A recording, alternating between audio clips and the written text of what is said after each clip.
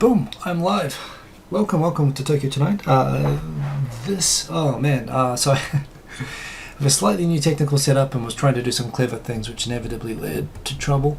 You can see behind me I'm getting ready to move house. It's still going to be another week and a half before I actually do it, but you know, this is Japan and I'm doing everything by Japanese standards, so it's going to take some time to get ready. You know, I have to get everything 2 weeks early. I'm used to doing most of my moves. This is my 38th house move. I've done all of my house moves pretty much in the army. When my dad was in the army, and when I was single, you do everything in the last minute. And I've always kind of survived that way. But no, I'm with my own family. This is the longest I've ever lived in a house. I've built up so much crap that I've been slowly getting rid of. So yeah, we're being prepared, and it's a good opportunity to throw away lots of stuff. But as a result, I'm going to have probably this week and next week I'm going to have nothing but a bunch of boxes behind me. Hope you're still on the wall behind me. But anyway, I hope all you guys are good. Good to see you all. I'll do a quick hello on the comments. I just wanted to pause the video there. So let's come back. And there we go, nice fit now. I was actually part of the reason everything went a bit last minute tonight was well, there's two things actually. One, I was talking at 10 o'clock to the guest who's going to be the guest on my midweek show on Wednesday, who is actually it's going to be very interesting. So as I mentioned before, the goal is to have the first show every month to be the one with Steve Miller talking about Asian news. What's up, Asia? The second show I was thinking to do a Japanese show and to think of a theme for it. And although I'm not sure if that's going to happen, if that's exactly what it's going to be this time. What it's going to be this time is that you will recall Marika Lockridge from last week's Wednesday show, and it was an awesome show. She was a fantastic guest, really interesting person, involved in all sorts of things. She was a journalist at Reuters. She's like a freelance entertainment journalist. She's involved in a lot of TV productions and stuff like that. She's a creative freelancer. And she's just into everything, and you know, she also has the experience of growing up in Japan as a half and so on, and you know, talked about all these sort of really cool topics. And you know, I told her we only have to take half an hour necessarily. You know, I wasn't sure how it would go, and it ended up going really long, but it went long in a good way because it was a really good conversation. And she contacted me after the last show and said, "Hey, you got to meet my friend who's on a project that she's working on at the moment. A friend called Gigi." Who I was just talking to. Gigi is, and she's one of the participants in a show that's currently being recorded that it's called J Club TV. I'm going to put some links on afterwards and promote it a little bit, but it's basically she's involved in this kind of reality TV type production thing, which is kind of interesting, and that's what Mariko's involved in at the moment. But she's also got a really interesting background. She grew up in Japan. From a very mixed background, but went to regular Japanese high school and university, and she's done pageants and stuff like that, and she's breaking into Japanese or TV and media in Japan. I was having a chat with her before, and she's lovely, and she's going to be a really interesting guest to get on. So I'll forward some information about that and a bit of an introduction to her after this. I was doing that, and I hadn't actually picked out my stories and set up my magazine, my Flipboard for tonight. So I did that, and then I had half an hour to actually go through every single tweet that I've done in the last week, pick out the stories, assign all the interesting links to my different Flipboard magazines, and then pick out from those the ones that I wanted to talk about tonight. So as usual, you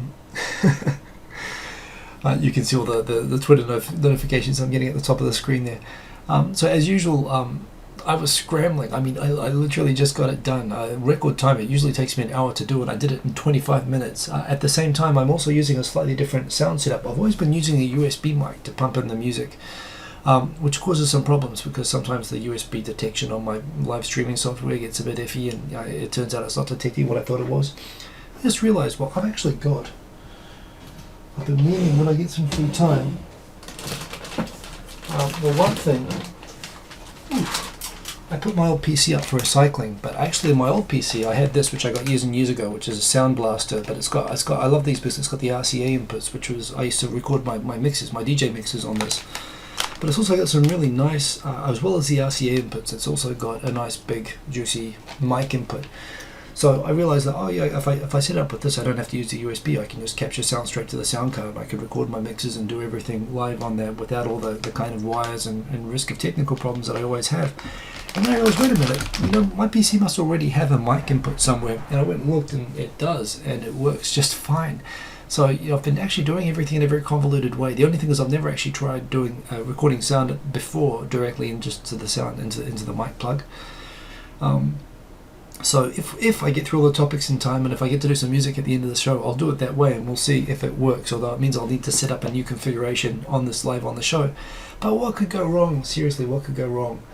The thumbnail, Fox Morris, you are a legend, and this is the second week in a row, I believe. The one from last week is down there at the moment. I just didn't have time to update it. I could update it, but you know, it'll just be dead air, so I'm not going to do that. Fox Morris, you are awesome. Thank you for the awesome thumbnail. And a lot of people have been showing off, and I've actually saved, and I'm going to show them in the magazine today, the other photoshopping art. I get a real kick out of watching what people do with and the other thing which I also get a kick out of, that Powerpuff version of me. I have some hair, but it still is cool. I mean, I don't have to have any hair if it's done that cool. But the Powerpuff character, which Nikita Archer did, Pug-chan did, for me spontaneously. I'm going to feature that as well. But I actually talked with her and made a specific request, and she made a really, really, really, really, really cool icon kind of variation on my Hiko character, which I'm also asking for a few extra tweaks and some other things. But I've been using the same kind of icon for the last, well, since I started like 8 years ago. And yeah, I've always wanted some variations on that. I've wanted to have, you know, some sort of sword action or something like that. So got that now, or we're getting that anyway. And I love her graphic art. Go and check out Pug-chan's YouTube channel and her, you know, Twitter feeds, her Facebook, all that sort of stuff. Because you can see she's got a really cool graphic style that I really, really like. Also, a big shout out to Shivers in Japan, Red Claw, who also made a new intro to Friday Night Gaijin, which is, I'm going to try to upload music clips and stuff on Fridays from now on, like the Roppongi one that I did the other day with the 360 camera. And if I do that, the intro theme I'm going to make based on a new video animated clip. It's just a few seconds, but you know, a lot of effort goes into that. It's animated and it's cool. So thank you. I actually met her in Roppongi. I did the video clip with a 360 video of me going to meet her. And she did that really cool as well, and you're going to start seeing the product of that in videos soon. So that is super awesome. So I don't want to spend 20 minutes, I'll go all night catching everyone, but just a quick hello to the people I can see. Non-Beauty Store, Benjamin Harris, Sean Bro, Ben Duncan, I saw Kang and Kodos before, Travis Moore. And no, Travis Moore, your lazy photoshops are awesome, but everyone is in there. Pug-chan, oh, you were there. I hope you're watching this right now, because your stuff is awesome, and I'm really looking forward to the other stuff that we're working on at the moment. And yes, I've still got your thumbnail on the head of the magazine for tonight. Lucas Massa, yo, indeed, Kang and Kodos. I think I mentioned you before. Cooper Town Productions, good to see you. Oh, and thanks to all the people as well who have been throwing my tunes into their videos. I love that. I do favorite them and so on, and I shout them out. And yeah, it's kind of taking. I love it, and it gives me motivation and creative inspiration for when I make music as well. So that's really, really cool. Who else we got here? Lisa Sometimes, excellent to see you as always, Lisa Sometimes. Andrea Moby from Melbourne, good to see you from Melbourne. I grew up in Mornington Peninsula and Point Lonsdale. I've got cousins in Melbourne, so Melbourne's a cool place for me. I grew up in there. Bendigo for Sean Bro, of course. But good to see you, and I think that's the first time I've seen you there, Andrea Moboy. So good to see you. Fukushima Jack, awesome to see you. The other Travis Moore Elt, good to see you. Kran, good to see you. El Comedo, always good to see you, and thanks for using the tunes, man. Jordan6861. Man, we've got lots of people here. I'm sure I'm skipping people because I'm going down really fast. To Master, good to see you. And indeed, I think that's the first time I've spotted your name. So if this is your first time watching live, welcome. It's going to be an awesome show. I am late, but I've got lots of awesome topics. So don't call me a late bastard. Well, I was late, but that's okay.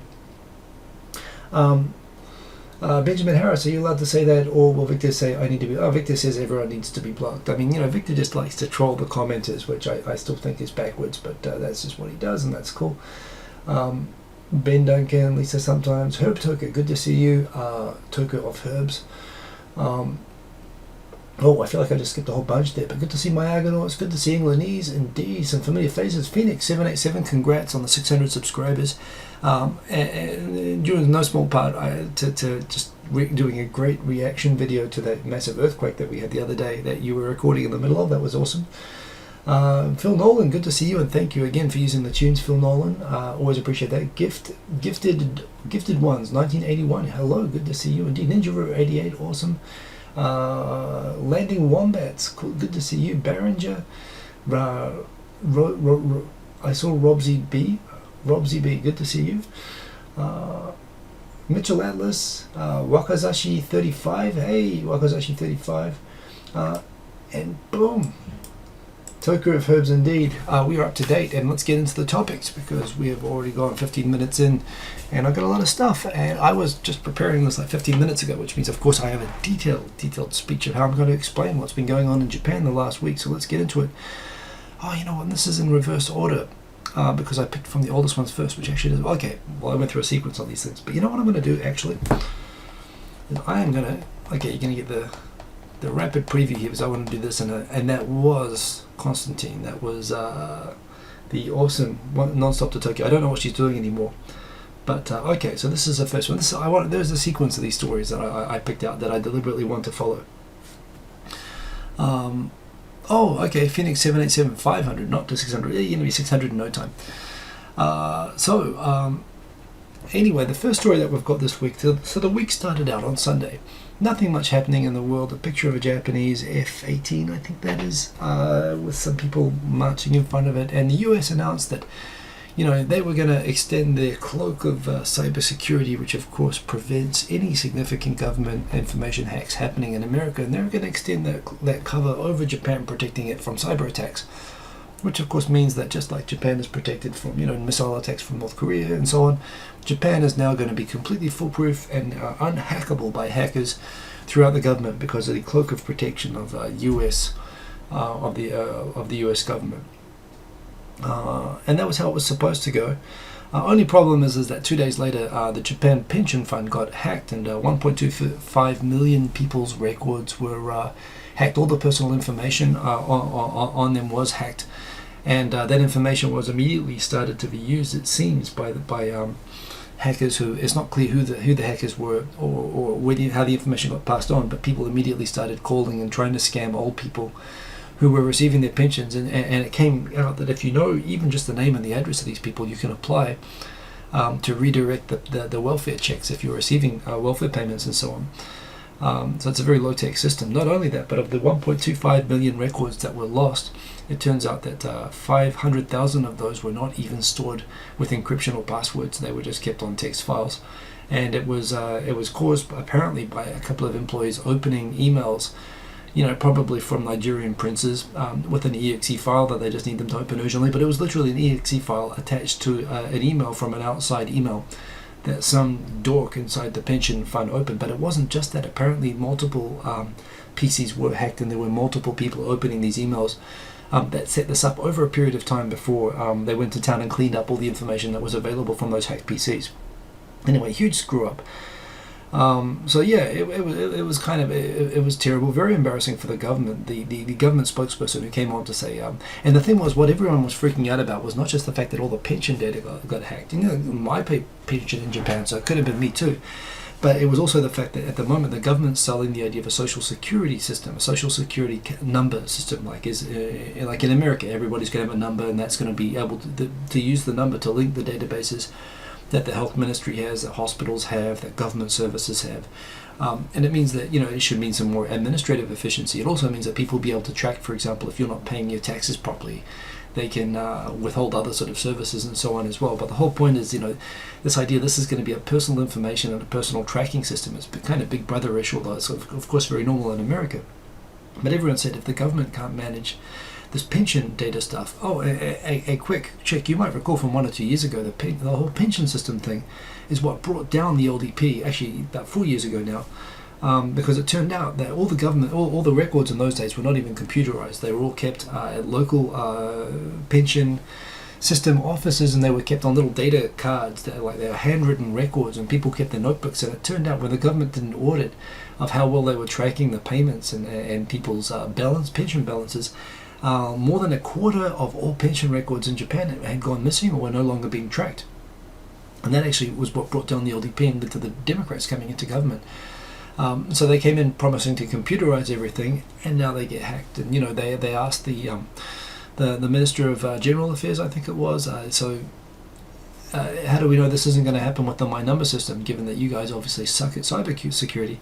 And he says, okay, the My Number system is going to have a firewall, so it's going to be fine. He said this while wearing an Okinawa Disco Steve type shirt, a floral shirt. It wasn't really the best type of shirt to be wearing at a press conference to re-inspire confidence that's been lost in the populace, in the competence of the government to maintain and understand the data that they're controlling. But in any case, he said that, and everyone's like, oh dear. And this money's going straight to loan sharks and yakuza people who are going to use it to continue to run scams and enhance their scams on old people, primarily. And it's a huge screw up. I mean, it's a huge screw up. The government puts all of these regulations and laws out about imposing all these obligations on us to protect personal information. That's really, really gotten bigger in the last few years. And here they are. They're not even password protecting. They're not even properly protecting this data. And they got hacked by some idiot opening up a mail with an exe attachment. It gets funnier. It gets, well, not really funnier. It gets sadder. So the US government pledged to protect Japan from cyber attacks, and this happened a few days later. But a few days after that, the US government itself got hacked and lost the extensive personal data on 4 million federal government employees.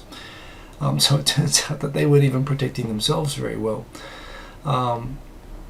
So yes, and in recent days, the last 2 days, there's been two other things which have happened. The pension system announced that they would be preventing, that they would actually be stopping employees from using email anymore. That's their reaction. So people started joking. There was a joke newspaper article that they're going to start using smoke signals. A lot of people saying, what are they going to do? They're going to go back to using faxes. That was the first thing. The second thing was today. The news today was the pension system in Japan closed their homepage. So, they're reacting to some... just Japan. I mean, they're going back to... Disco Steve, by the way, that's a reference to... A friend, an indirect friend of help me find parents of Ken Tanaka, an old character there. But indeed, he came out with this kind of floral shirt saying, trust us, we're fine with the data. But he wasn't presenting himself with a credible appearance, even though I know it was trying to be culturally sensitive towards Okinawa when he was doing that. But yes, it was a bit of a mess up all around, and it keeps getting kind of more and more facepalm worthy as it goes on. But it's Japan, so that's what's happening at the moment. So that's what's been happening with that. So the other thing, of course, is that we all saw the big earthquake that happened last week. Magnitude was at 8.1, downgraded from 8.5 to 8.1, but a very big earthquake, very deep, 600 kilometers underground. So it's actually further underground than the distance between here and Fukushima, for example, in Tokyo. So the result was this enormous quake, but it was so deep that rather than really, cause huge damage on the surface, it just caused a very big tremor across the entire country. The first earthquake ever to be recorded as detectable in all 47 prefectures. In Tokyo, it caused, apparently if there's a Shindo 4, Shindo 4 is not really damaged but scary quake, but a Shindo 4 or above, it's actually apparently mandated by regulations. This happened after some big quakes about 20 years ago. The elevators stop and they have to have an autopilot that goes to the nearest floor and opens the door, but so that people don't get stuck in elevators and bent shafts, in bent elevator shafts. Just to avoid people getting stranded, that they have to basically, all elevators have to shut down and go in an autopilot to the nearest floor and let people out in the case of an earthquake. But of course, what happens is that this automatic shutdown mechanism that happens in a lot of elevators after there's an earthquake. You think every building in Tokyo is supposed to have the standard. It resulted in 20,000 elevators getting stuck, and they all got stuck until an authorized elevator company dude would come and turn on the elevators again, which meant a lot of people spend that night. I mean, how many elevator workers are there? A lot of people spend a long time, a lot of hours inside those elevators. And of course, people a lot of concern, a lot of scared. The most famous case was the Roppongi Hills, the viewing deck on top of Roppongi Hills on the 52nd floor stopped. And was stopped for a number of hours with kids inside and so on. So, not very nice to be in. And it results in other sort of problems. So the result of that is that the government, or actually some of the elevator companies, announce after this that they are going to, in fact I think it was the government said that they're actually going to announce measures of making it mandatory to keep temporary emergency toilets in elevators from now on as well. which would be nice. I mean, that's right. I guess that would actually become a problem. I mean, if you're in the wrong situation, that could become a problem really quickly. But even in a normal situation, after a few hours, that would become an issue. And this is what happens when you have a big earthquake in Tokyo. People get stuck in elevators, for sometimes more than a day. So this is what happens. And it's kind of good to see that they're thinking of these things. But, they think about these things in Japan because they happen. People get stuck. Incidentally, there was this was tweeted by Nippon.com, and it is a GIF, and I say GIF, it's not GIF if you ask me, that animates how that big quake was felt, because it was remarkable. All of those lights represent it being detectable across Japan. It's not displaying inside the browser here, so oh no, that's not what I wanted to do. I want to go to Open in Safari. Let's see if it will play. I think it will play here. So I'll show you this. This is really, really cool. It's taken from the shake data, the data of how much the ground was shaking, caused by this massive earthquake the other day. Oh, but I've got the HDMI link, so it's going out, and I can't not show that. Oh wait, there it is. It's there. It's showing on the screen, so you can see. Oh, that's cool. Okay, so boom, there it is, and all the way from Okinawa to Hokkaido. It's a really cool GIF. And you can see it getting bigger and bigger and building up. And this is the other thing about big earthquakes. They don't just hit like a big quake all of a sudden. It's like a car going through gears. And you can see there at first there's a little tremor, and then the color goes from green. I'll play it one more time because that's really cool. So, some people might feel a little tremor, oh, it's a little earthquake, but it keeps going for a long time. And, a little earthquake, so it's probably, the greens probably represent a 1. This is kind of normal. Trucks driving by and stuff like that. And here comes the yellows. Okay, so a yellow is a big shake to begin with. Oh, it's a big tremor. And it should be winding down now, but instead of that, look at Tokyo in the middle, it starts getting orange. And then it starts getting red. And down in Yokohama, East Kanagawa, it got really big. And this is, it's like a car crashing gears. It's just going like this, and then all of a sudden, do-do. And that's the thing, really big earthquakes, like the Fukushima earthquake and this 8.1 magnitude quake, they suddenly, in like jolts, increase the shaking all of a sudden. And that's even when it's a small quake. If it goes for a long time and it increases and it suddenly gets bigger, it was a big quake somewhere, even if it wasn't big where you were. But yeah, Lisa, sometimes you've got to improve your earthquake detectability, because you totally missed it there.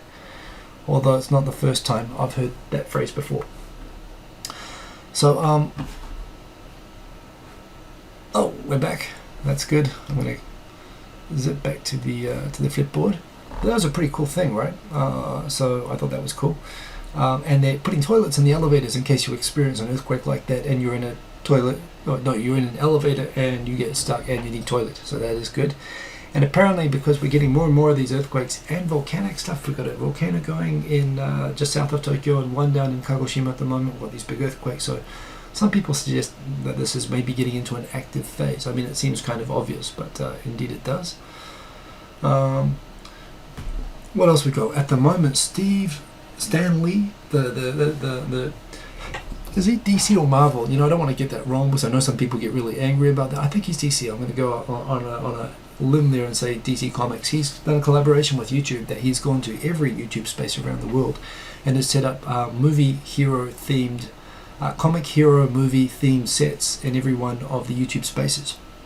When I found out about this, I went to go and immediately try to book the Tokyo space just to randomly shoot anything, but it's booked solid until the end of July when they take it all down again. So I have booked the space actually for this Thursday. I'm going to go and meet with my good friend who I went out with the other night, Henna Gaijin, Ace Harding, Alistair. We all call him Ace though from high school.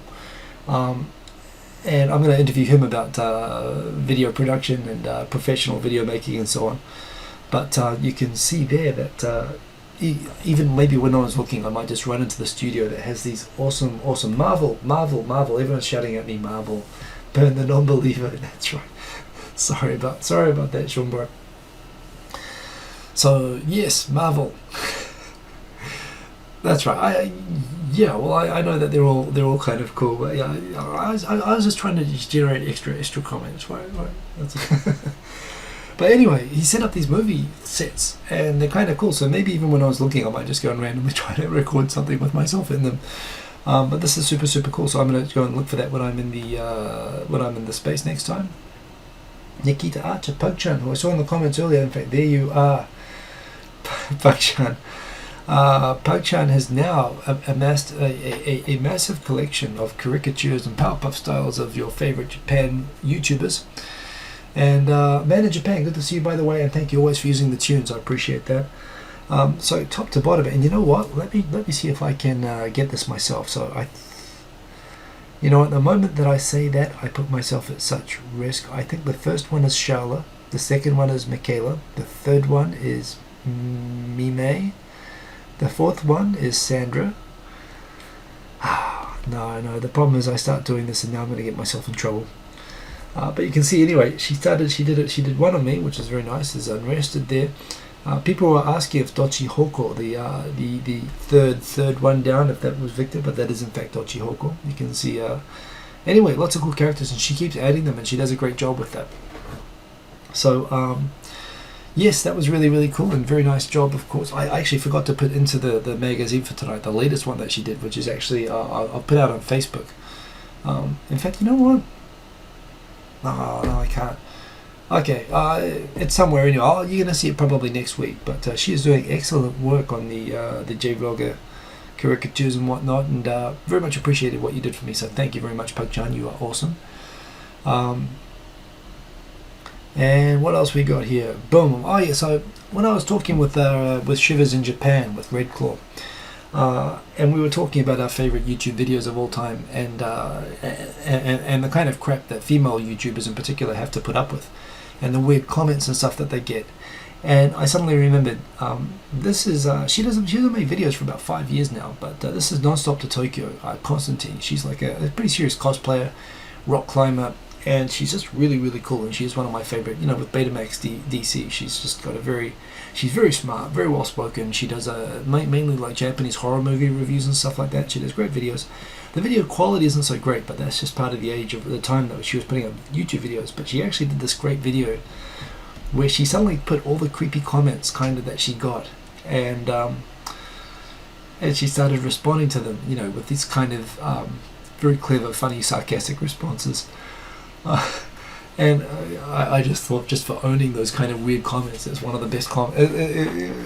I mean, I'm a huge fan of her to begin with, and honestly, those comments could have been my own interior monologue at times, but these were people who actually were making them, and she was responding to them, and it was really funny. And I said when I got home, I sent this to Shivers, and I said, you got to watch this, and she did. And I think, you know, if for all of the YouTube, the Japanese female vloggers out there who are getting creepy comments or whatever, and you want to take ownership of that, I think you've got, judging by this video, I think you've got excellent material.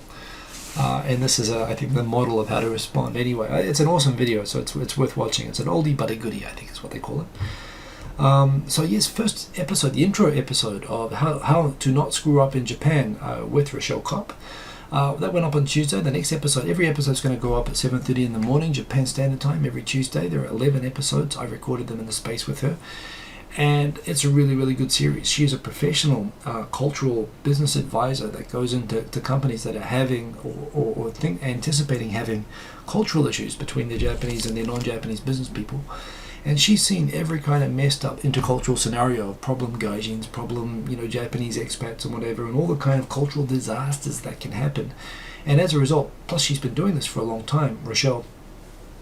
And, you know, and for me as well, I've always been in these kind of cross-cultural business things, and everything from the perspective of how to get a job in a Japanese company and how to be successful, and what are the areas that foreigners fail, what are the areas that Japanese fail when they go to American companies and so on, and how do those companies themselves fail, and, you know, what are the issues to look out for and everything. Always have awesome conversations with her, and I love sharing information with her, just based on my own, hearing her stories and telling my own. So I turned this into an awesome series of how not to screw up in Japan. And the first in-depth episode is going to be actually coming up on this Tuesday. And what is it again? I should tell you what it's going to be about. Let me come down. So the second episode, the biggest mistakes of companies coming to Japan. In fact, if you'd like a preview on what the episodes are going to be, the first topic episode is going to be biggest mistakes of companies coming to Japan. Next one's going to be tips for working with Japanese people. The one after that is going to be, let me put this on this side so it doesn't look so weird with me looking away. Oh, boom, boom, boom, boom, boom. How to be successful in a Japanese company, how to survive meetings with Japanese people. Another topic that she's very focused on, it's actually, she's just got a book coming out on, is how to create engaged employees in Japan. It's a big challenge for international companies in Japan that have to keep this metric of engaged, motivated workers with Japanese, and how to motivate Japanese workers. How to be a successful expat boss. We're doing that one because I've had to help out some expat bosses that have struggled a bit in Japan sometimes. Does culture even really matter? And then we've got cross-cultural disaster stories, which is an awesome episode. And then the final episode is talking about successful cross-cultural businesses. This is something that, this is like my whole life at the moment. And it has been since I've gotten to Japan, and she's like an expert at this stuff. And we have just a really awesome, good humor, but really insightful conversations with her. So every Tuesday morning coming up for the next few, more Japan time, maybe evening, Monday evening and other places. I've got these episodes coming up, and they're going to be really, really awesome, so look out for that. And I want to do something very similar with Ace, with Henna Gaijin, because I went out with him on Friday. I thought we'd catch up. He's actually here on a vacation. He's not shooting at the moment. He's here with his wife. But we went to meet up for 2 hours and catch up and talk about old times. But we started really talking in depth about the documentary making industry and National Geo and Discovery and the world that he's in, and talking about YouTube and talking about how to bring those worlds together and what YouTube's doing wrong and what they're doing wrong, and his tips for people like me making videos, and from his eye or perspective as someone trained making videos, what we should be doing that's obvious to him, that that what we can do better, and likewise for him, the social media kind of advice and how to get into YouTube advice. We went to like 3 o'clock in the morning and had a fantastic conversation just about this. And I want to do something like what I've done with Rochelle. We're going to probably sit down, record and chop up a bunch of episodes. We'll try to structure the conversations like something that contains a lot of information that's useful for you guys.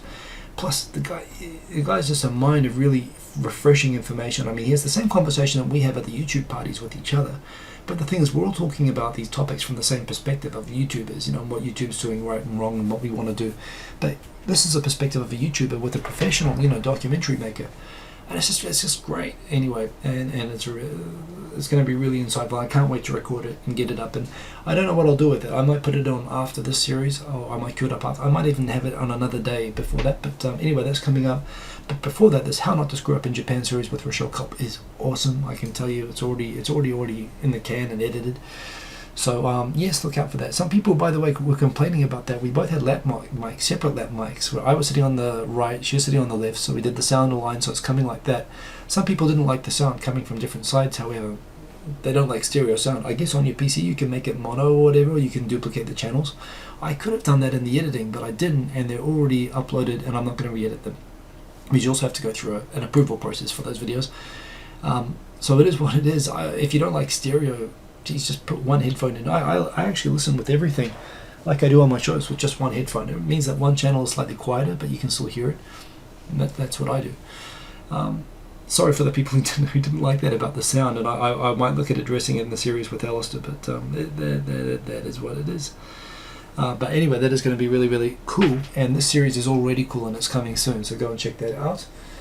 Hey, Pickles T Gaijin, good to see Pickles T Gaijin here, and indeed, Sasimang 28172, good to see you, and indeed looking forward to that talk with Ace. It's going to be good. We've already done a preview. We were on Three Old Dudes together, just kind of shooting the shit, more or less, together, but yes, tone down the intro. It blasted your ears pretty badly. I'm sorry. Well, that's just the musical intro, which I have on every episode again. So just be warned that every video is going to follow pretty similar patterns. The music is different on every single episode. I've got a different track featured on every one. So if you guys want to download, if you hear a track that you want to use as your own theme music or as your own background music, you get to listen to 12 different intro tracks from different tracks for the series. The volume levels are point taken. I will be making no louder intro. Mixed messages. But anyway, you can check out all my tracks. And I will try to apply some of this, but at the same time, I don't know why I would really want to de-stereoize the sound, since I can do it there. But it is interesting seeing the feedback. And, the lesson is you can never make everybody happy, right? But I try. People like that, Top Gear, the excellent folk are shooting a pilot for something secret soon. Well, that's good information. I probably read that completely out of context, man, in Japan, but that sounds awesome. Needs more guitar. Yeah, well, I don't do guitar, although I wish that I could. And people are competing to give advice. I'll bear that in mind, that the equalization sound is actually a pain. It's one thing about using playlists, for listening to catching up on my subs. Some people record video really quiet, and you turn up the sound, and then the next person records the sound on a really high level, and when it flips over, I've tried watching YouTube videos like using Chrome on TV. The problem is on TV, it's like when you have really loud TV commercials come in sometimes with the different levels. And that is one thing, if they want to make TV kind of YouTube more lean back, watchable, like on TV, they do have to figure out how to have some sort of setting to equalize the sound, actually, to stop it going up and down like that. For people who want to have that setting, that's an idea for YouTube, although I'm sure that's not at the top of the list of things that they're thinking about. But anyway, continuing onwards, what else we got here? Oh man, the yen is actually now it's heading close to 126 yen to the dollar. The 125 yen was the weakest since 2002. The yen is continuing to decline, and people are talking about 127. Actually, Ace called me out. He called bullshit on me because he watched the show from last week, and he said, Hiko, mate, you're being inconsistent. You're saying that it's the worst time of year to come to Japan because of the heat and because of how horrible it is, and don't come. And at the same time, you're saying that the yen is weak, and come to Japan, it's never going to be cheaper. Everything's on a 25% sale. So which is it, man? And I told him, actually, to be absolutely clear on the message that I wanted to give. The weather particularly sucks from July through September, and those are the times, just from a weather perspective, it's really hard to recommend coming to Japan. June sucks, but June sucks for a different reason. We're about to get into the rainy season where it's going to rain every day for June, and when it finishes, it's just going to be complete crap, hot, horrible sauna conditions for the next 3 months after that. So the weather is crap, but that said, no, if you've ever wanted to come to Japan, I don't know if the yen's going to go back and be more expensive again. Everything is on a 25% and maybe soon a 27% sale from what the yen normally is. So, it's a good time to come, indeed, right now. And it's good that Ace picked this time to come onto a vacation. Crown 135, but yeah, people always try to, whoever says the most extreme number gets the most attention. Well, it's still the middle of the year, who knows? Anything is possible, but I don't think 135 is what's going to happen. It does remind me that I have US dollar savings that I should convert back into yen. It's ridiculous now. The whole 16 years I've been in Japan, this is the highest. This is on equal par with the highest, the lowest it's ever been, or that the US dollar has been highest in comparison to the yen. So in any case, the yen is super cheap, and so yes, I should be probably, given that I have no real plans to live anywhere else, I should be getting all my stuff into Japanese currency while it's got this artificially elevated value. And indeed, people who say they're okay with the rain, yeah, you might be okay with the rain, although it's pretty serious rain during the rainy season here. It's kind of miserable, but yeah, it isn't so bad, actually. It's really when the heat kicks in that it gets really unpleasant. So come now. Now is an awesome time to come to Japan. Some people there, Daniel Iliev likes rainy season. Well, I guess if you come from a place without much rain, I could understand that. Yeah, I don't know. And yeah, Kang and Kodo says it sounds like Thailand weather. And that's interesting, because I do go to Thailand a lot. Thailand has like a 5-month rainy season. And it is different. During the rainy season, it's like sunny during the morning and it's raining during the afternoon. Whereas Tokyo, it just rains just for a month. And then it's just stinking hot. And the heat is different in Tokyo. I talked about this last week about the heat island effect in Tokyo. The heat here is actually more miserable than it is in the actual tropics. And I know this from going to Thailand and Singapore. At least in Thailand and Singapore, there's air conditioning, everything's airy, there's shade, there's trees. Tokyo, there's just concrete and reflecting heat, and it's just like a huge sauna. So yeah, it's pretty unpleasant. One thing, just an update. So I told you last week that the Okinawa governor was off to America to convince all the Americans to stop having their bases. And as you'd expect, he kind of got told, well, what's your big idea then? And his idea was for Yankee to go home, pretty much. Probably his real thing was he asked the Japanese Prime Minister when he visited America recently to go and tell all the Americans that the Okinawan people and their governor don't want these bases to be rebuilt or relocated within Okinawa. They want to be relocated out of Okinawa and to reduce the presence of US troops, which are very heavy in Okinawa, and he wants it to be known that that's what the Okinawan people think, and he's just going to say that. That said, it's pretty tough because there's no other place at the moment ready to go for those bases to be relocated to, even though there's a very big burden on the Okinawan people.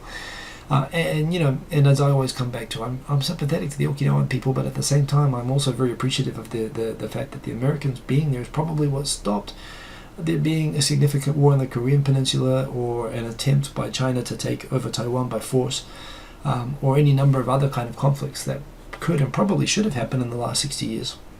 And could still happen. The fact that the US has been there in Okinawa is what's put a brake on everything, and it's allowed the region to prosper, and you can't undervalue that. Hey, Azuki Island, good to see you here indeed, and yes, good to see all those people there. But anyway, so yeah, I know a lot of the US Forces people as well. I mean, he's very definitely, no question, he's a very anti-American governor, but he represents a constituency of Okinawans that I don't know. They look upon it. The American presence there started as an occupation. It ended on a sovereignty that extended their reversion of sovereignty to Japan. For 20 years they remained under U.S. direct occupation before they went back to Japan, and they're still kind of getting screwed and treated like they're being occupied. And a lot of people rely on Americans for jobs, and there are a lot of people who are very, very big fans and supporters of the American presence in Okinawa. But there are a lot of people who just, for whatever, just don't want them there. Plus, China spends money on the anti-American groups down there. I mean, if you were China, why wouldn't you? Pay money on people who permanently live and protest outside of these US bases. Camp Schwab, the entrance is pretty much always being picketed now by protesters, and sure, China doesn't want those bases there because they're a pain in the ass for China, so there's that as well. But Okinawa has always been a very left-leaning prefecture, so it's interesting. Anyway, it's kind of ineffectual, but it's interesting that he was doing that. Japanese people don't like how they look. I don't know why, and it's kind of funny. New Zealand is kind of similar to Japan. It is funny, Japanese spend all this time and they spend a lot of effort looking after themselves. This is from Rocket News. 38% said that they were not at all satisfied or not very satisfied with their appearance. But I come from a country as well where being a little bit too self-confident can just get you chopped down, and Japan is like that as well. And I'm not sure it's necessarily completely a merit to be completely overly self-confident, but it is interesting actually. I thought it was just an interesting little survey thing that found that in comparison, when they did the same survey in other countries, the Japanese were found to be so lacking in self-confidence. But I think that's why they're nice. They're not complete dicks all the time. Not that that's necessarily a feature of countries with higher self-confidence, but it can be a negative side effect. Of course, Japan has negative side effects as well, like, suicides and other sort of stuff. And you could argue probably having a population with too many dicks is better than a population with too many suicides. But, you want to aim for something in the middle, I think. I don't think you want to be too far to one extreme or the next. But an interesting statistic nonetheless. From this week, people may have noticed that throughout Japan, the police have started to crack down on bicycle safety. They've announced that there are 14 areas of bicycle safety and bicycle regulations that the police are going to be policing more tightly. Maybe the most controversial one in practice, and the one that's been enforced differently based on the different police forces in different prefectures. There's a rule that says you can be actually stopped and fined and forced to go to traffic school, and to pay a fine when you go to traffic school. If you were caught on a bicycle doing any one of these 14 things. The one which is most controversial is the one of riding with earphones, music earphones plugged in, which I agree with. If you've got both ears plugged in, you can't hear cars or pedestrians or anything like that, and that is dangerous. But what is interesting is that in Tokyo they have been picking people up even just with one earphone. Apparently Saitama, some of the places around Tokyo, they've been allowing it with one earphone, but it's both ears that they only police it. But in Tokyo, the rule that they've enforced it is with one. And on Twitter, I've seen some debate around that. What do you guys think? Should people be able to be enforced? Should people be? Should you get a ticket for riding around with one earphone in even? Of course, having music or whatever is distracting. And plus, if you're wearing like one of those Bluetooth headsets while you're riding around, like the bike couriers do, it might not cause any harm, but you do look like a bit of a douchebag. So perhaps police should be ticketing people like that. There again, the thing is, I do it. I've always ridden around with one, if I listen to music with one earphone. I used to be a DJ, so I'm kind of comfortable separating my ears, and I trained myself to do that. I chop off one earphone on everything I have. It's easier, it stops them getting tangled so easily if you just have one. Plus it keeps the one ear open so I can hear if there's a car or anything coming, and I do it for that reason. But truth is, if you are playing music, does cause distraction. And in the end of the day, what's worse, having one earphone plugged in or having a car stereo playing too loud that you can't hear anything outside of the car? Should we be ticketing cars for having car stereos? I mean, I don't know. Even in Japan, as people will know, it's also not uncommon that you get bikes with, like motorbikes or even scooters with these massive sound systems built in that people stop at the traffic lights and they're playing all this music. And some people are saying that, maybe bicycles are going to have to start carrying ghetto blasters. In fact, I think somebody said Rajikase, people are going to start attaching ghetto blasters to their bicycles. So I don't know, there's a perception that was a bit overzealous, but it is good to know what these 14 things are. Credit to Rocket News again, by the way, I have tweeted a lot of Japanese stuff, which I know that Kanto Kitsune has been involved in. Also Tsunagu Japan. There's been a few of these magazines like Rocket News that are going at the moment on Japan, and it means it's a great time to be finding interesting blog content on Japan. But the first one, ignoring traffic signals. If cars have to stop, bicycles have to stop too. No running those red lights if you're on a bicycle. And that is now ticketable. And sometimes when there's a cross signal for people to cross, and people think, well, I'm on a bicycle, so I can just cross with the people. Well, they're going to start ticketing you for that. Riding in prohibited areas, fairly straightforward. But riding unsafely on the footpaths. This is an interesting one, because I know outside of Japan it's more common that people are prohibited full stop from riding on the footpaths. And the concept of bicycle riding is 10 speed and wearing lycra pants and doing that kind of thing, whereas in Japan it's pretty more common that people are on these what are called mamacharis. They're these old-fashioned bicycles with baskets on the front, sometimes a kid on the front and back or whatever, like station wagons, and people ride slowly, and you do give way to pedestrians when you ride, and you're considerate, and you don't ride that fast. And that's what I've got, that's what I carry my son around on. But yeah, this idea that if you are riding on the footpath, if you're riding erratically or unsafely, that you can now get ticketed. Riding on the opposite side of the street, towards traffic or whatever, which again happens especially on narrow roads. They will ticket you for that. You've got to make sure you're riding on the correct side, the left-hand side of the road, which is the international correct side as far as I'm concerned. UK, Japan, New Zealand, Australia, all the important countries drive on the left. And you know what? It was actually originally, even in Europe, they all drove on the left. It was Napoleon. Well, the rumor is, the story I've heard is that during the Napoleonic Wars, in order to prevent the British being able to reconquer Europe, Napoleon ordered that all European cities, the Romans drove on the left, but it was under Napoleon that they switched from left to right, and all the Europe and America ended up driving on the right because of Napoleon did it deliberately to confuse invading English forces, which didn't help him. But they end up staying on the right-hand side of the road. So it's actually correct. But no, in Japan, if you're even on a bicycle and you don't ride on the left-hand side of the road, you will be ticketed. So that's interesting. Obstructing pedestrians. Again, you have to give way to pedestrians. That kind of makes sense. Crossing through active railroad crossings. So again, I don't know why you'd want to go through an active gates coming down, trains coming section. But yes, don't cross in front of trains when they're crossed. Ignoring intersection safety, so again that's obstructing an intersection. This is all pretty common sense. Riding unsafely in roundabouts, rotaries, which there aren't very many of in Japan, but I get that. Not obeying stop signs, that's an interesting one, that you have to stop like a car, full stop at a stop intersection or you can get ticketed. So that's happening. Not stopping at crosswalks, you have to stop for crosswalks. Again, bicycles typically will just weave around who's ever walking through, so again you can get ticketed.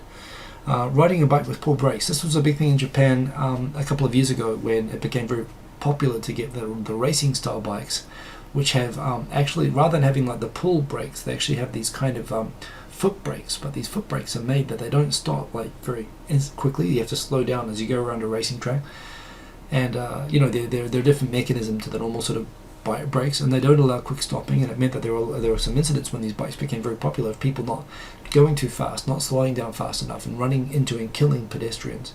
And that's been enforced for a while now. Riding under the influence, of course, that's an obvious one, riding drunk, but it's also very common in Japan, so that's good to see. Not riding safely. It's funny, they don't actually mention the headphones thing, which has been the most controversial part of it in terms of the implementation, but it is interesting to see. And it's something to be aware of. At the moment, Sharp, which is going through terrible business trouble at the moment, they're fighting for their lives. They reassessed their capital before from it's like $2 billion capital down to $2 million capital, and they took all that capital and they put it back into the company. Now they've offered voluntary restructuring, voluntary retirement to all employees, or 3,500 employees between 45 and 59.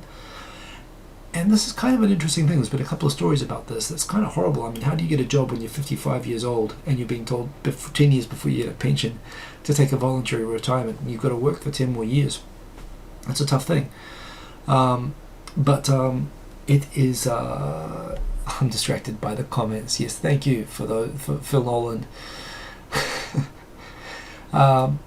So yeah, it's kind of how do you get a job in that situation? But at the same time, there's a huge labor shortage in the local market at the moment. For every job being advertised, there are only 1.17 applicants looking for jobs, which means there's a lot of companies that are looking for people, and they can't even find anyone to apply for them. So there's real competition at the moment for youth in Japan, because the population is disappearing. There's so few graduates at the moment. So what this kind of means is that for companies that are looking for experienced engineers or people to work as engineers or whatever, there are now 3,500 experienced people coming into the market, where you have these companies that, you know, are desperate to get people. So it could be a positive thing even for people being in that age, but of course it's a very tough situation. This was a very cool sketch by Kuya Kao, which I very, very much appreciate. Very nice pencil sketch done during the day. And thank you for that. That's very, very cool. I like that very much. This was by Sean Bro, I think. Who was this from, I think? Who did this? Oh, no, back. Anyway, Centurion, I think Sean Bro or someone did that, but that was a little bit awkward seeing myself as a Centurion, but thank you for that. It's kind of fetching, I guess. Oh, this was funny during the week. Oh man, and see, we always run out of time. Okay, I'm gonna get it done. Funny episode. At the moment, there are two things that the Japanese government's trying to do at the moment. They're trying to revise the constitution for the first time ever to reduce the voting age down to 18 years old. That looks like it's going to happen.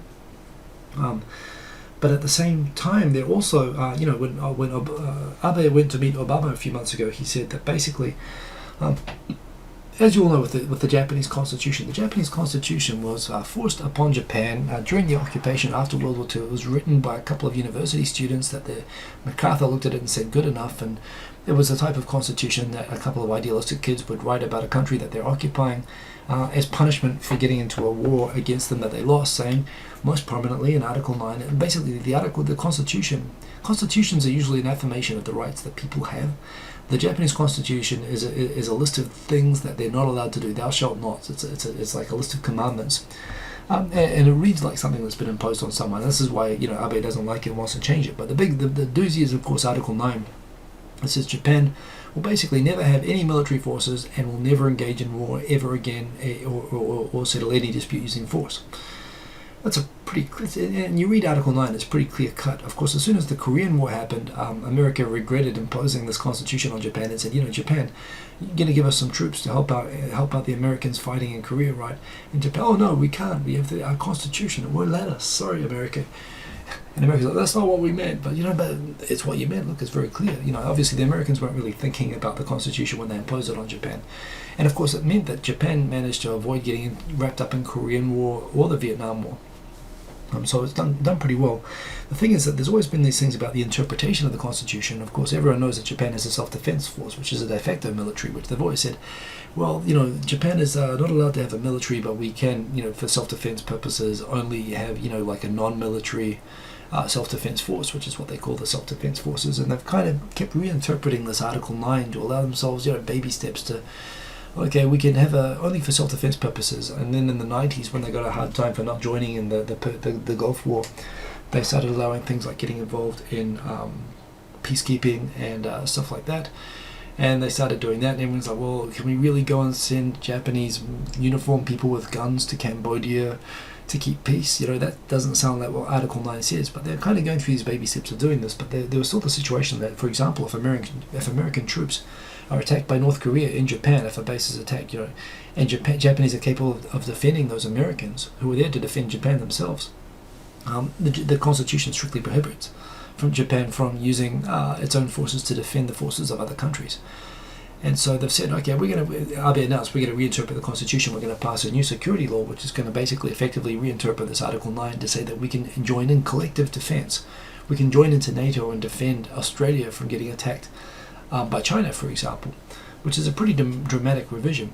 So anyway, when they were having a committee talking about the revision of the Constitution to reduce the voting age, pretty innocuous kind of revision that they're thinking of at the moment, the LDP, the government, asked for these 3 constitutional experts to come and testify on, the mechanism for changing the constitution. It's a pretty boring committee that they're having, but somebody had the presence of mind to ask them, hey, the security bill, what do you think? Do you think that that's compliant with Article 9 of the Constitution? And all of the experts that the government itself brought into this committee said, agreed, it's completely illegal under the Constitution. It's pretty clearly violating the Constitution. So the biggest promise that Abe made to Obama and the biggest legislation that the government's rushing to ram through Parliament at the moment, inconveniently in an unrelated committee, these experts that the government itself called in to testify on something else came in and said that, yeah, what they're doing is completely illegal, which caused some embarrassment. Phil Nolan, thank you. So many thumbnails. What could I have chosen? That's the Hikohof. I think I'm calling this one at the moment. Christine in Japan, very good to see you watching the show. So I'm glad to see that you were seeing a photo of me as David Hasselhoff and you think that you're learning. I think you're getting your information from bad sources, but yes, thank you, Phil Nolan. That's really, really cool. And again, I'll try to catch up on the thumbnails and maybe get that one in for another week. This is the one talking about how the pension service is banning emails. Skype is available in the browser, like Google Hangouts from this week. That's pretty cool, although only in the UK and America. I hate it when they announce tech news in America saying this is available from today, and you find out, only in America or only in not in Japan anyway. This happens a lot, but hopefully it's going to be rolled out here soon, and it will make it more convenient. Yahoo Pipes is closing down again. I know not everybody uses RSS, but I use RSS, and I use Pipes for tracking, my own content in RSS and so on. And I use Pipes. So it's annoying that they're closing it down, but it's a sign of the times, I guess. RSS kind of was doomed the moment that Google got out of it. I mentioned before about population decline. This month apparently had the most rapid decline in population. Apparently, and this is going to keep accelerating. The thing is that the birth rate is 1.42 at the moment, which isn't the lowest that the birth rate's ever been. But the thing is that the birth rate, we're getting the impact now of there was a second baby boom in the early 70s, and then there was this huge drop off in the mid 70s and the birth rate then. So the thing is, there are fewer people having this low birth rate, which means it's the lowest number of babies born, in the last month or whatever, since World War II, and it's accelerating. So it's a big thing for Japan, this decline in population. That's the thing I was mentioning before. One interesting thing at the moment, all the local regions around Japan are running these campaigns and incentives to try to get young people to come to their towns, and they're offering free houses to anyone who commits to, they'll give you a free house if you commit to living in their town for 20 years, which sounds like a prison sentence, but they'll give you a house for it. There's all these kind of initiatives to try to get young people and young families to come and keep these towns alive, because there are these towns that have nothing but 70 and 80 year olds. When all those people die, those towns are going to die, and they're trying to keep them alive. But it's also being pointed out, actually, they're not really trying to appeal to old people in Tokyo to go and move into these rural towns, which are dominated by elderly people. But the thing about that is that at the moment Tokyo is being overwhelmed with so many old elderly people, and there are not sufficient elderly care facilities in Tokyo to look after them. The waiting list on elderly homes and medical care homes, and people are being forced to go to unlicensed facilities where it turns out they're torturing the old people and abusing them and doing stuff like that. Whereas in the more of the regional parts of Japan, which are having population decline, they have an excess of retirement homes and medical facilities. It means that these people in Tokyo, if they go up to, you can see the map there, Hokkaido, Shikoku, all of these lovely parts of Japan, they can actually have a much cheaper standard of living, healthier, and better access to elderly care facilities. So some people are pointing out there's actually an economic opportunity, not in appealing towards the young people to leave Tokyo, who are the young people are escaping these areas where they're becoming such a minority now. There's only one a handful of young families in some parts of Tohoku, for example, and the towns are becoming dominated by old people. The young people are becoming refugees. They're escaping that to Tokyo. While these towns are trying to draw these young people back, at the same time, there's a good point here. There's a good merit for old people in Tokyo to go and take their pension money and their savings and their medical care business and take it to these regions, which have an excess of care available. So it makes a lot of sense, actually, and I thought that was really interesting. Someone tweeted this. I've actually interviewed the director, of course, before. A fantastic movie. I think it's coming out this was featured on Nippon.com, an interview with, what was her name again? Megumi Nishikura, and I tried to give a balanced review by making one critical comment and some nice comments, and I know that she seemed to be really sensitive about the one critical comment, which is that I kind of wanted to see more. Now, maybe it was an unfair comment as well to some extent, but I know some people who are half, who have completely no Japanese identity whatsoever and blend in. She picked one Japanese who does have a completely Japanese identity, who is well blended in. Actually, is a really cool guy. In fact, the coolest guy in the video was the sort of half Cameroonian guy. But I was kind of I wanted to see someone like that kid that I know, or that guy that I know. The problem is that there's too many patterns of multicultural Japanese people to be able to contain in a whole movie, and that's the message that comes across from this fantastic movie, and that's why I want to get this on DVD and to show my wife and my son at some point. It's a fantastic movie, and I think it is coming on Netflix, and it's going to be coming on DVD soon, and go and read that if you haven't seen it, because it is awesome. The final thing that I've got today is, so Starbucks is releasing a chocolate milkshake coffee something, and it's got apparently like 1,100 calories. So they're showing us this equivalent to tonkotsu ramen, which is like the standard of a fattening, unhealthy meal, like for construction workers or something that they'd eat after a day of hard physical labor. And having one of these drinks in the venti size is equivalent to having two, tonkotsu ramens. But more to the point, when this story came up on, this is the last story, when this came up on Itai News, which is, I'm doing pretty good. I've actually just about hit exactly an hour for today. It came up on Itai News, and all the comments on this were, this is the reason Americans are such lard asses. Next comment, this is, you can't really call this a coffee shop anymore. That's not coffee. Saying all the fatzos are going to be heading straight for Starbucks after seeing the release of this. Whoa, my monitor's blacked out there for a minute. I hope everything is okay there. But basically, there's basically a lot of people saying, what's wrong with Americans, that they think that this is actually food that you should be able to sell. I think I saw something about heartburn there and all this other sort of stuff. But it does look very nice. I might get a small version of it. Anyway, so that is all the topics I'd say. I actually got through a lot of stuff today. That was awesome. So you know what? I might make an outro track. Now the only thing with that is that I actually put away the USB mic, so I will have to try a new technical setup. And as you know, I'm pretty good with new technical setups, and really there's probably no possibility of anything ever going wrong. Except to begin with, I put the stand, there it is, away. There it is, but it doesn't have the... Okay, I can just point this main camera down. Except I have to do it with this one. Wait a minute. Okay, so I'm going to set up for an outro, okay? So you talk amongst yourselves for a second. Where did I put that?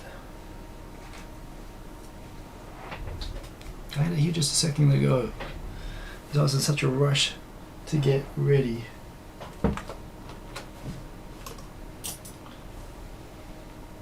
Camera stand.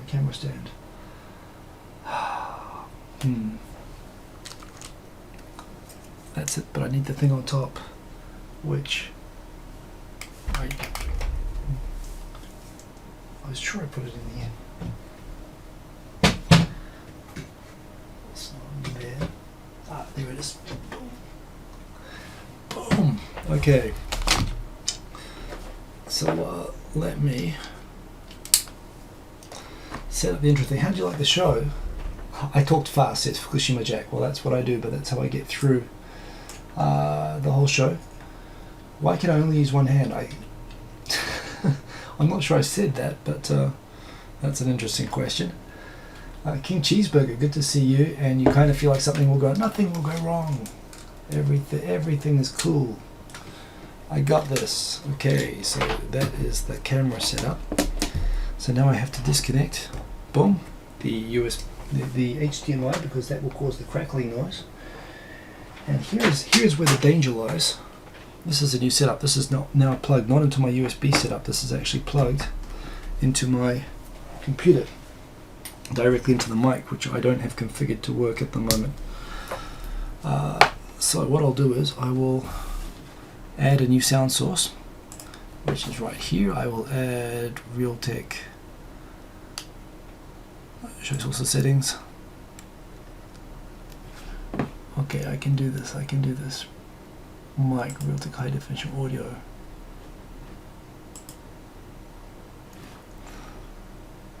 Okay, I can do this. I can do this. I've got this set up. Okay. Got the camera pointed down at the iPhone in a way that I can use it. That is all good. So the only thing is I just have to make sure it will work. Music, Korg. My son, I actually got my son to play on the Chaos Oscillator the other day, and he was really good.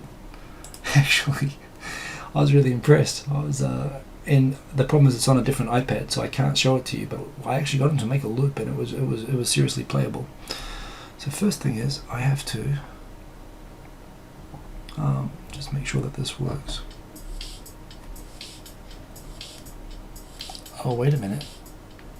That works. This might work with no technical glitches, which would be like a disturbing first on the show.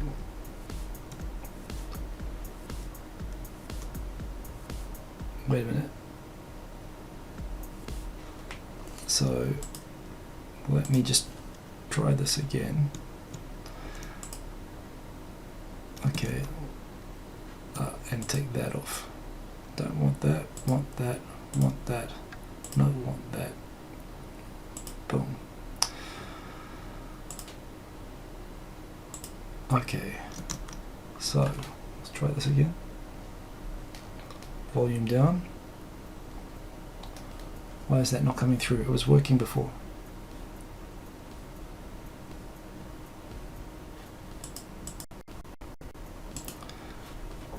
Let me just check that the sound is picking up properly.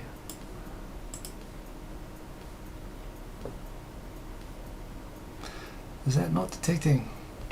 Oh, I thought it was going to work. I thought I saw it in the preview before working.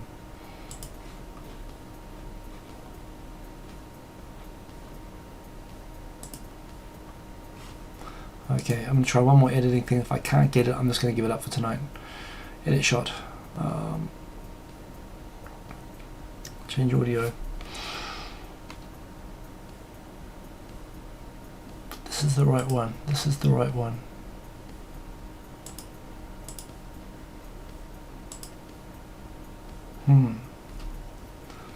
I can get this to work. I can do this.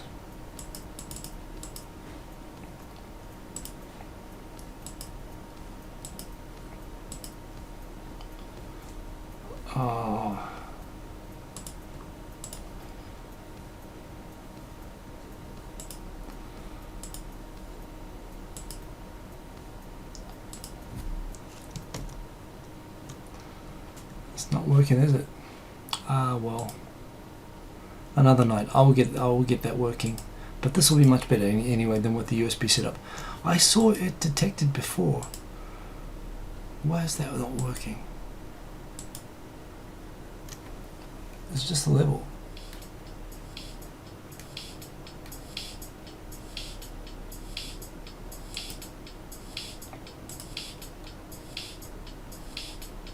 That's just the level. Can you hear that? I think you can hear that. It's super high to my... Oh, it works. Okay. Okay. Style. So let's save that as a new thing. Okay, so you know what? By the way, my track which I did during the week, Gaijin Ghetto, I really liked it. I based the beat for that on In the Ghetto by Norman Cook.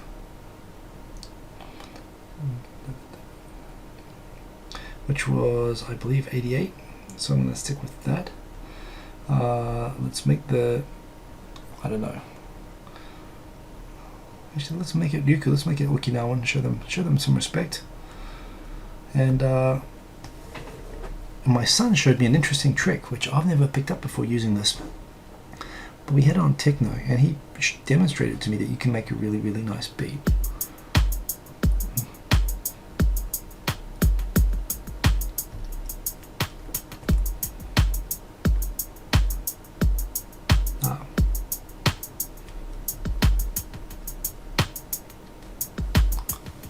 My son showed me how to do that. Isn't that awesome?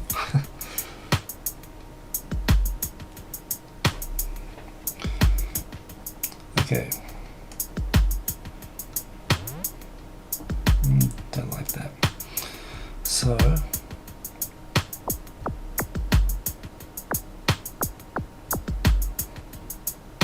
That's really cool, actually. That's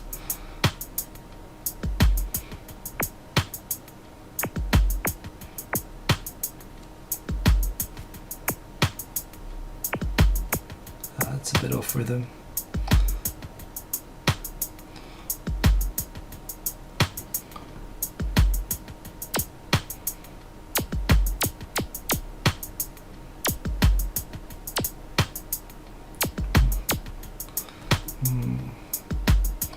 Let me just quantize that to 8.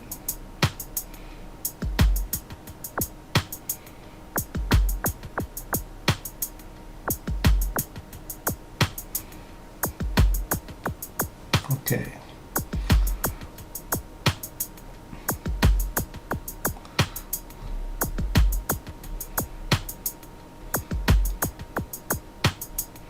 Some bass is a bit too harsh.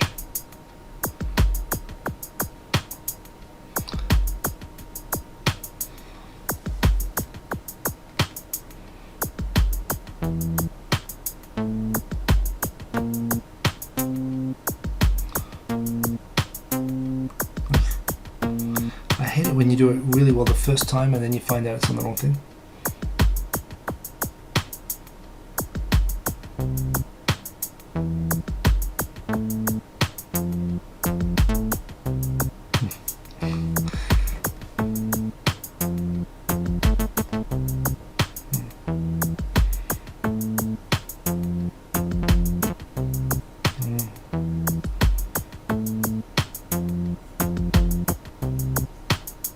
That's not bad. That's capable.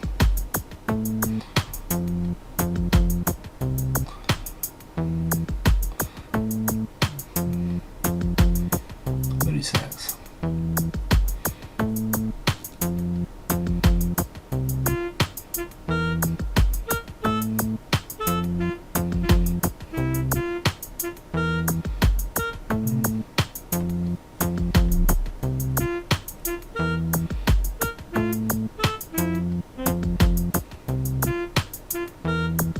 Don't like them. You know what? I think I'm just going to go down to more electronic-y.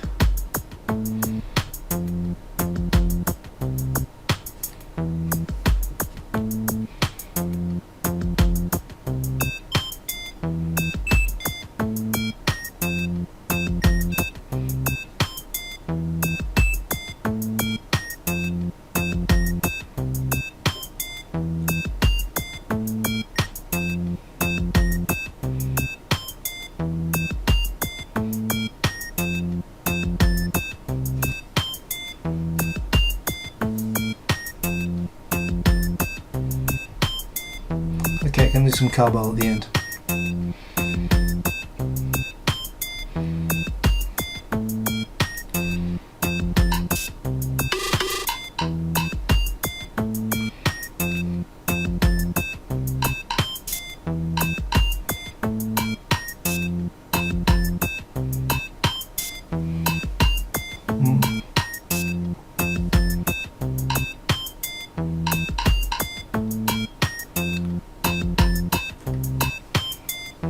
That's not bad.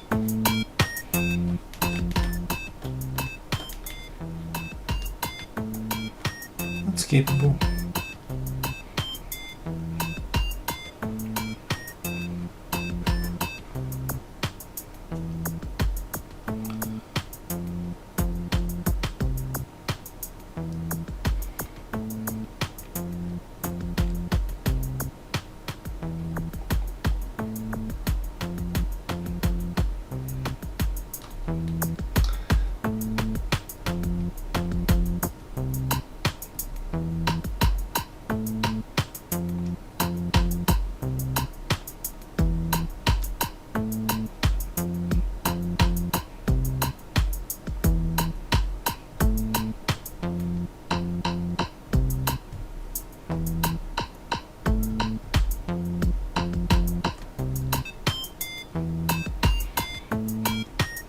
That's not so good.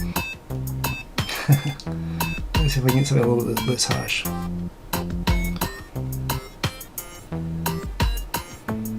Yeah, I don't like that. I'm going to tidy that part up a bit.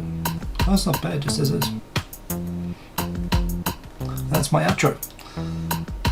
So thank you for joining tonight. I hope you enjoyed the show, and I'm going to brush this up. I'll upload this onto my SoundCloud soon, and you'll be able to use it and download it for free onto your onto your videos if you want to do that. And hope you enjoyed that, and I will see you guys all again soon. But thanks for all the awesome comments, and good to see you guys always. See you again at the same time, same place next week.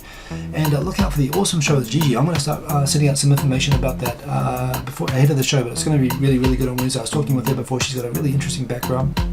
TV, modeling, pageants, multicultural background growing up in Japan, and all that sort of stuff. And she's a really cool person, so it's going to be a good chat. Enjoy the music, enjoy the tunes, and I'll see you guys later. I hope you can hear me, by the way.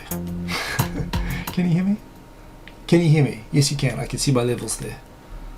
Okay, so have a good night and peace. Boom.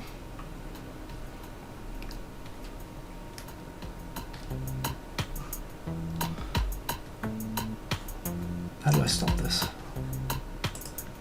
I like that beat. It's a good beat.